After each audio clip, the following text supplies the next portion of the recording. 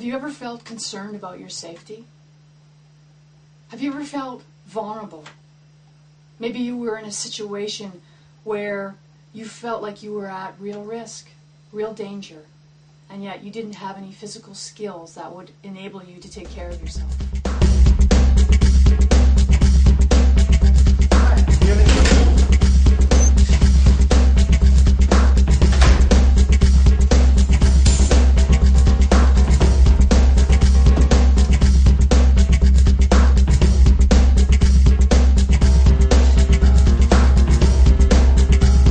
Approximately 7 out of 10 women will at some point live in poverty. 7. That's like, a lot of us. She says she doesn't show these statistics to scare you, but to say it's time that we as women prepare for our financial well-being.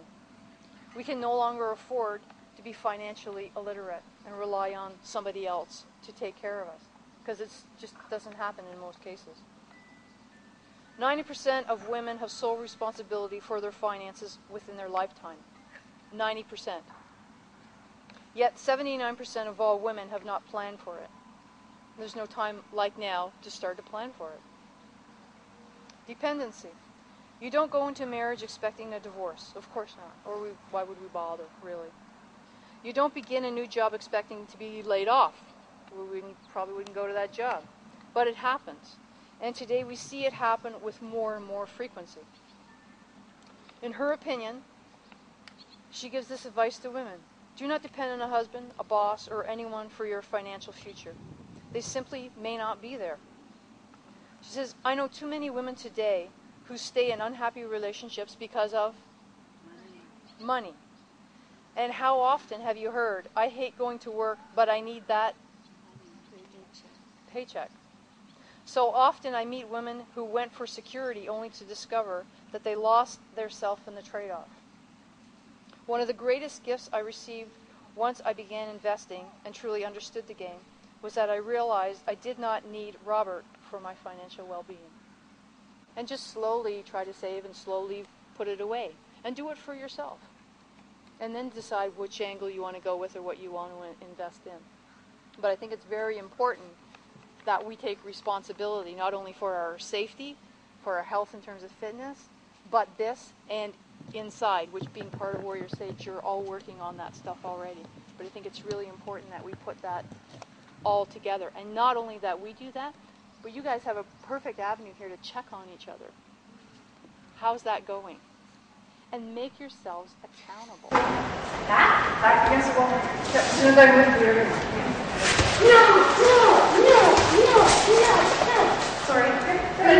That's all right. Next. This time something has happened, and you're going to find yourself back. Ready? Mm-hmm. Go.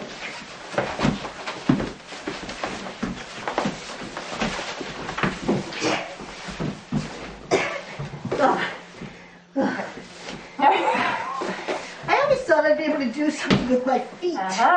Okay. Good. But you're here. You're not here, Mm-hmm. So, but my main thing is like, don't be paranoid, but be prepared. So that's what we're going to do today. We're going to learn some different techniques. We're going to talk about some stuff that we can do. Self-defense is divided into 2 different categories. It's divided into the physical, which that type of stuff, that's obvious, the physical stuff that you can do. The other part of it is the mental aspects of self-defense, and I believe that is so critical, and it's not odd enough other than this is going to get a release. Okay? So, what I want you to do is to put your hands up like you're just going to scratch your back. Everybody's done it, but you're not scratching your back, you're just putting them up in front. Okay? This way. Nails! That's great. When I was originally training, we were always told to cut our nails, keep our nails really short. And I always did that. And yet when I went to Wing Chun training, they said, you know what, let them grow and file them into a point. You train to protect yourself, and then you cut off the tools to help protect yourself. You keep them longer. Animals. It's a natural. Absolutely. You should see how long raccoons' claws are. 3 of them come up from under the back porch the other week. I'm not kidding. Anyway, so this is what we're going we're going to do. Hands are going to come up. What I want you to do is naturally have one foot in front of the other. It doesn't matter. It's just if somebody's attacking you this way, you don't have a lot of balance. So this is just a natural stance. Something's probably grabbing you. You're going to do this now. Techniques. He's in, and I'm going up and into the eyes, bringing both hands up. If he's pushing, I want to try to get some balance, step back, and choke. If I stay in his close range here, he's very strong. He's very strong here. So as he chokes, if I can step out, I step out. Now, there's no rule on the path I must take. Steve is fairly wide here. I can turn my body slightly and come up through the middle. If he's tight into here, I'm not going to try to fight and go up here. I'm going to come around through this way and straight into the eyes. If you live in an apartment building or a condo where you're always going up and down on the elevator, before you get in, take a look and see who's in there. If you feel uncomfortable, don't get on. If you're in the elevator and somebody gets on that makes you feel uncomfortable, get off. If you're grabbed at any time when you're on the elevator, make sure that you've positioned yourself near all the buttons. And what you want to do is to hit as many buttons as you can, but be very careful not to hit the stop button. You don't want to be caught in between floors.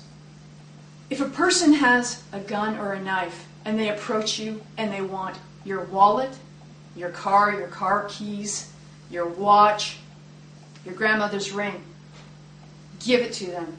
Do not challenge somebody with a weapon. None of your personal belongings are as important as your safety. He says, anybody attack you, you kick him in the shin. What happens when they come down? You poke him in the eye, fight's over. So. I love it. Well, listen, it was great talking to you. We've talked for so long already, and I hope the tapes are still running here. And one quote that's always in my mind that stays with me, and I'm bad at quotes, and I'm even worse at remembering the names, so I can't give you. Yeah.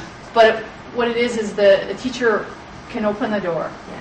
But it's the student that has to walk through the passageway. Absolutely. And you've done that with so many people. You did that with me. And I appreciate your time today. It's been great. I think we could just sit here and talk but forever and ever. But I really appreciate, spending the time. Well, I want to thank you for calling me and asking me for the interview. And I really appreciate that. And I thank you. And good luck in your venture. If anything I can help you with, I'll be happy to. Yeah. Okay. We'll do some stuff. All right. Thank you.